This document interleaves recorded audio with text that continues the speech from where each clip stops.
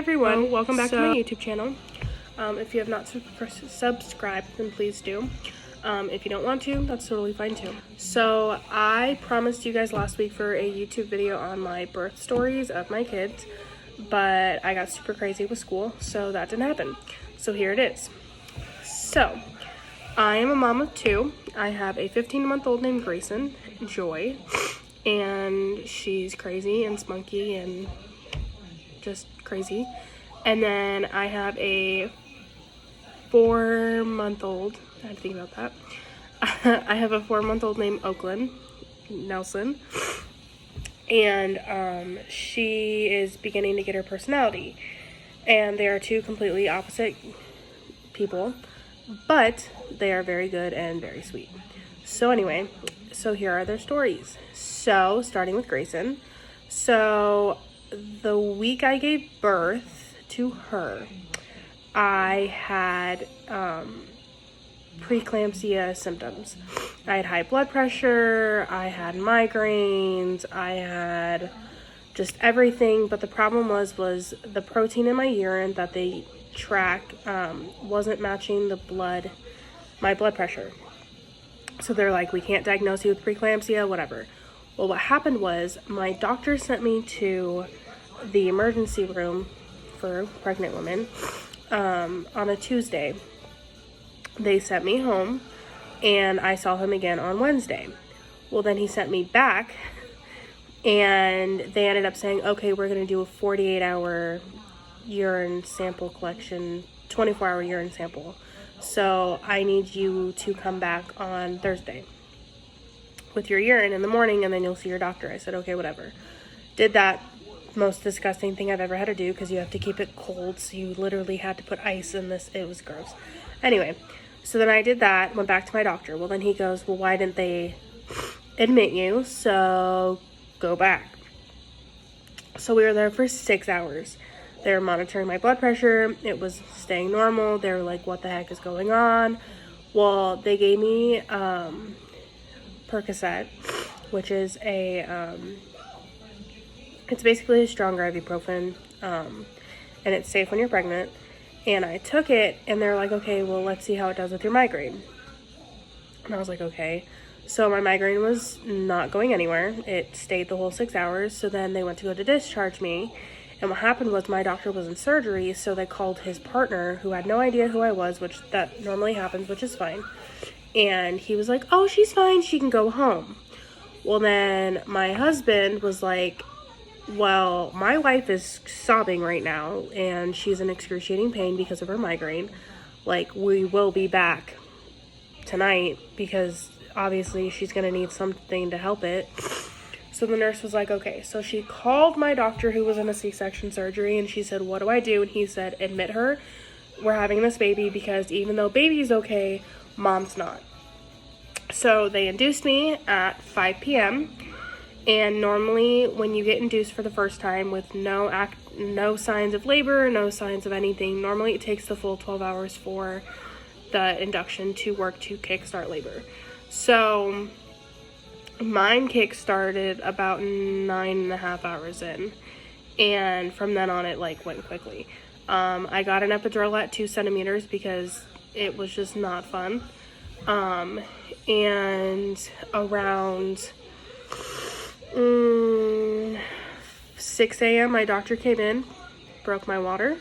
At 9 a.m. they gave me a medicine to help kickstart and make my to have me dilate more, because I was just kind of plateauing. And then at 12:30 the nurse was like, okay, we're gonna start practice pushing and like start the process because you're there. I was like, all right. So then the funny thing is that she tells me at 1 o'clock, she's like, hey, just so you know, your doctor's leaving at 2 for the weekend. So the odds of you giving birth with him in the room, like basically giving birth to your kid, is like slim to none. Well, I looked at my husband and I go, no, he'll be delivering the baby. And she's just looking at me like, you're crazy, but okay. So fast forward 35 minutes, and Grayson was ready to come. And so they called my doctor, And he walks in and he's like, all right, we're having a baby. And halfway through his sentence, he goes, oh crap, we're having this baby now. So all I hear is him, like, not screaming, but like raising his voice at the nurses, saying like, I need this, I need this, I need this, I need this now, now, now, now, now. And he caught her. And she was born at 1:43 and he was out the door by 1:55. So he did give birth to her. Well, he didn't give birth to her, but you know what I mean. And then, so that's Grayson's story. Everything was fine. I was fine after, whatever. And then 3 months after she was born, we found out we were pregnant with Oakland. And Oakland's due date was, Grayson's due date was April 13th, and she was born on March 29th. And then Oakland's due date was pushed from March 28th to April 1st. And so we were like, okay, like, they'll be close in age, whatever. So sorry for my allergies are killing me. So anyway, so fast forward to the month of February. I was constantly having Braxton Hicks that felt like contractions. I kept getting this infection called bacterial vaginosis. It's very common with pregnancies. It sounds made up, but it's an actual thing. That kept giving me cramping, and normally when you're cramping and it doesn't feel like round ligament pain, you're supposed to go to the hospital just to get checked. So I was seeing them like, I feel like once a week. So anyway, that was probably actually from January up until February. So fast forward to, I think it was like February like 21st or something, I don't even know. Well, anyway, I got rear-ended leaving the hospital actually, and the person who rear-ended me, the stress of what happened, because he was saying it was my fault when it wasn't, caused me to go into labor, like full-blown labor, guys. I ended up dilating, and thankfully I didn't have consistent contractions, so they gave me a shot, sent me home, everything was fine. Fast forward to Tuesday, I saw my doctor, and he was like, all right, well, we need to do a strep B test, which is a test that they do on pregnant women. It's very common, whatever. So then he's like, because I think you're going to have this baby in like 2 weeks. He was like, I don't think she's coming this week. I don't think she's coming next week. Like, I give it 2 weeks. And at that point, I was 35 weeks. And I was like, all right, like, I trust you, whatever. So that rest of the week felt fine, no issues, like nothing. And Saturday morning at 1:30 in the morning, I kept feeling the need to poop. And that's normally a sign of labor, which again, I didn't know because with Grayson, I was induced. And I was in the hospital the whole time, had an epidural, like, whatever. Didn't lose this thing called a mucus plug with either one of them. So anyway, so for about 2 hours, it kept happening. Like, I kept having, like, feeling like I had to go. Well, me being not it's 1:30 in the morning, guys. I was tired. I realized that these needing to go to the bathroom was actually contractions, because it just felt like period cramps. So I was like, I'm fine. It's probably just an infection. I'll have to see my doctor on Monday. Well, about an hour and a half in, so 3 o'clock, I timed them, and they were coming every 2.5 minutes, these cramps. Well, contractions, you're supposed to go if they're every 5 minutes is when you're supposed to head to the hospital.